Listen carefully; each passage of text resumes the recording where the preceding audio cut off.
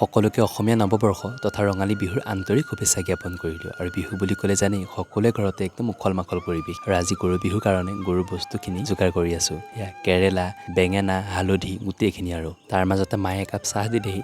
থাকে আৰু গোটেইটো পকী অৱস্থা নাইকিয়া, বাকী সেইখিনিকে দিছোঁ আৰু এতিয়াতো ক'ত পোৱা নাযাব। তো এয়াই 2-3 দিন আগত বজাৰ কৰাৰ কাৰণে তেনেকুৱা হৈছে বাৰু, একো নাই, কামটো চলি যাব আৰু এতিয়ানো ক'ত পাবগৈ। বাকী দাদাও লাগি আছে, চাটবাৰিডাল ধুনীয়াকৈ বনালোঁ। আৰু মইতো ক'ব নালাগে আৰু চাটবাৰি কি হয় কি কথা আপোনালোক সকলোৱে চাগে জানি। এতিয়া ধুনীয়াকৈ মাহ হালধি ঘঁহি গৰুকেইটাক নোৱাই তাৰপিছত ইয়াতে গা ধুৱাব লাগিব। কাৰণ আগতে কলং চলঙলৈ লৈ যায়, কিন্তু কলংখন আমাৰ ঘৰৰ পৰা বহুত দূৰত, সেইটো কাৰণে কলঙলৈ নিনিয়েই, মানে ঘৰৰ পানীয়ে গা ধুৱাওঁ ধুনীয়াকৈ। ইহঁতক আৰু পানী ঢালাৰ লগে লগে এইপিনে জঁপিয়াই কৰি অৱস্থা নাইকিয়া, সেইটো কাৰণে মাকে দায়িত্ব দিছোঁ। আৰু এইটো আমাৰ একদম সৰু পোৱালি, মানে নতুনকৈ জগিছে। তাৰপিছতে এইপিনে লাও খা বেঙেনা খা ধুনীয়াকৈ মাৰি দিলোঁ আৰু যাতে গৰুকেইটা ভাল হওক তাকে।